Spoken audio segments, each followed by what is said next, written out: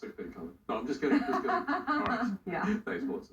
Well, the National Park Service is giving millions of dollars to tribes and museums in order to return Native American remains and sacred objects. Jack Omiluk, a National Park Service cultural anthropologist, is joining us live in the studio this evening to talk about this new allocation of funds. And Jack, thanks so much for joining us this evening. Well, thank you for having me. And as an Alaska Native, I'm happy to be here tonight representing the National Park Service. We're glad for that. Thank you. So, Jack, tell us a little bit about what's going to be done with this $2.1 million in grants that couldn't be done before.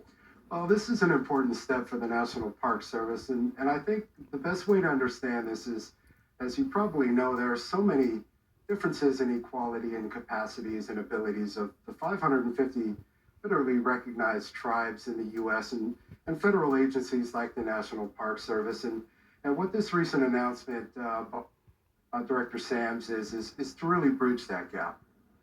Tell us a little bit about why it's so important to have documentation and repatriation of the remains and cultural items. Well, the thing to remember about this is these objects and items, they belong to a people and they belong to an ancestral homeland.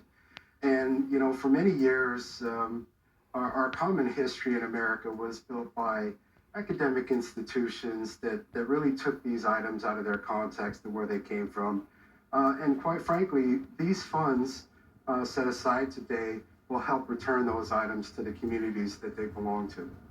Now, this money is going to several organizations and tribes across the country. The Central Council Tlingit and Haida Indian tribes here in Alaska will be getting about $100,000.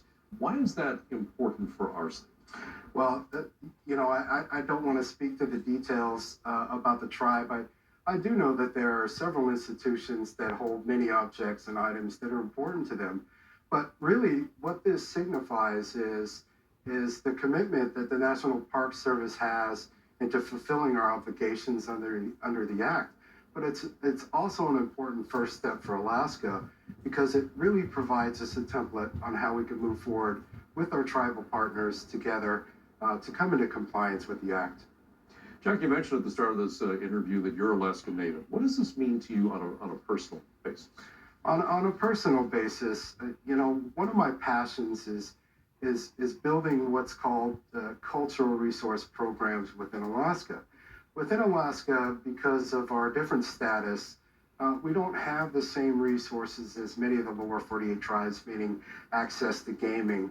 And so our cultural resource programs, that's absolutely crucial to who we are as Alaskans, they haven't been fully developed. They're not funded.